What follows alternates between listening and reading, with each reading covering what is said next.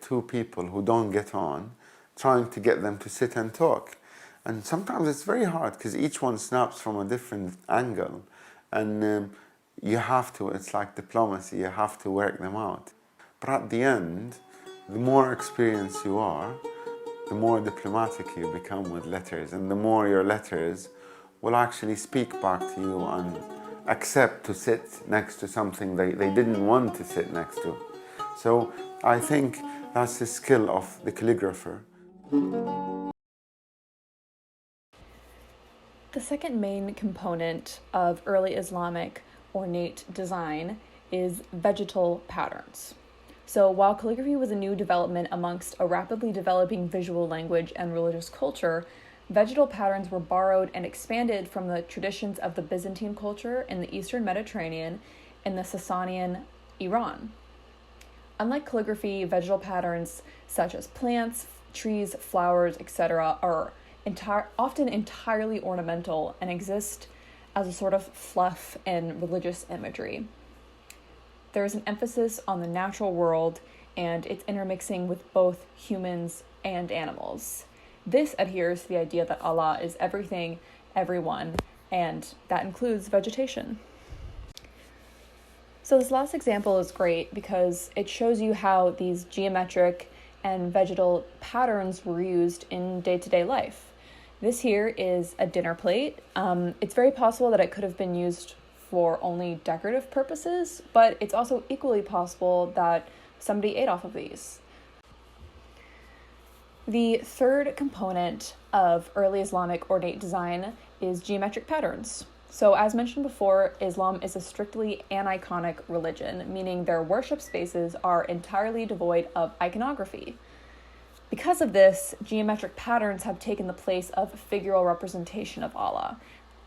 Again, like I mentioned before, similar to the idea of a mandala.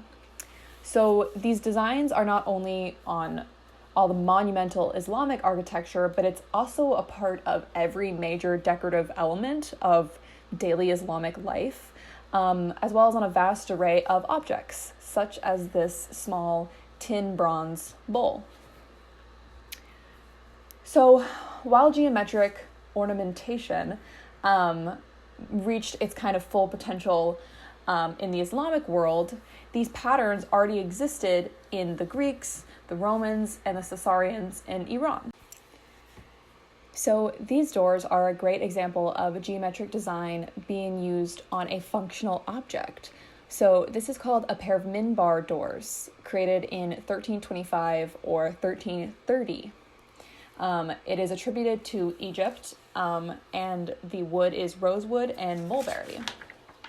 So a minbar, or a pulpit, is a podium that is reached by stairs with doors such as these at the base. It's used in mosques by prayer leaders to deliver their sermons. And these doors have an intricate geometric inlay, which is typical of the Mamluk period. According to the Metropolitan Museum of Art, quote, Islamic artists appropriated key elements from the classical tradition, then complicated and elaborated upon them in order to invent a new form of decoration that stressed the importance of unity and order. The significant intellectual contributions of Islamic mathematicians, astronomers, and scientists were essential to the creation of this new style. End quote. So this last example is called Panel with Geometric Pattern and Benedictory Inscriptions, and it's from the late 13th to mid-14th century. So this is a rectangular panel, and it's carved on three sides. One of its front-facing sides has a band of, quote, square interlace, and on the other, a tall band of repeating 8-pointed stars and card touches, both enclosing a knot pattern, end quote. And this inscription is in Kufic. The adjacent narrow edge repeats the Arabic word al-afiyah, which means good health. The last component of early Islamic ornate design is figural representation. So, as mentioned before, it is believed that Allah is inexpressible, and it's disrespectful to try and play God by making an imitation of his creation. Images of the physical world aren't accepted because our material world, along with its beliefs and customs, are dynamic and ever-changing. The only thing that is considered stable is the will of God. As the 28th surah states, which is equivalent to a chapter in the Quran, quote, "Everything is perishing except his countenance," end quote.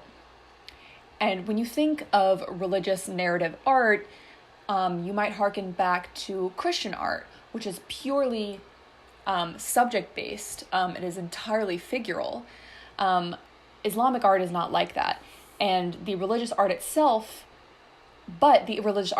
does have connections to Islamic or religious thought. Allah is ever present, and he may change the world however he pleases. There is repetition to life. The sun rises and falls, seasons change, and organic matter dies.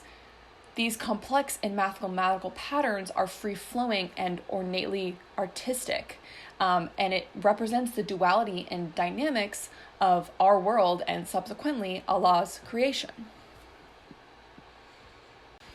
I have one final video for you guys. It is a really quick demonstration on how to create these geometric patterns. So I hope you enjoy.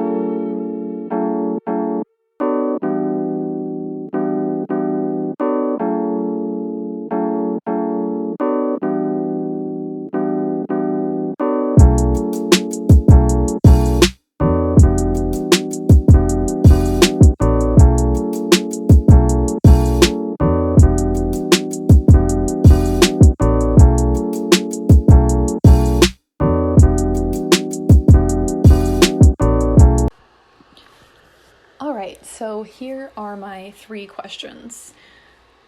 First, which cultures were heavily integrated into the early Islamic visual language? The answer to this is the Byzantine and Sansari empires.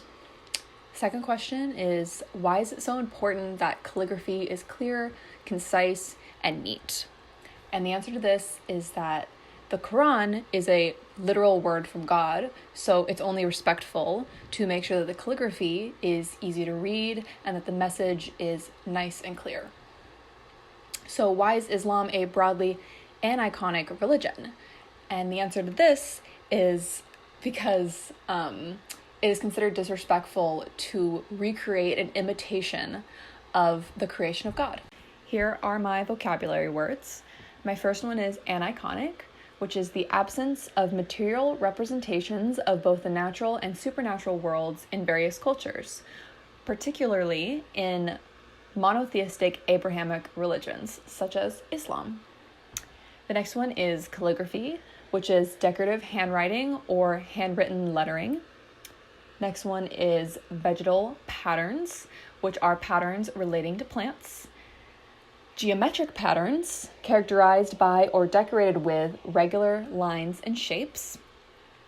Figural representation, consisting of figures, especially human or animal figures, such as the figural representations contained in ancient wall paintings. And my last one is the Dome of the Rock. The Dome of the Rock is an Islamic shrine located on the Temple Mount in the Old City of Jerusalem. Thank you so much. My next slide is all my citations.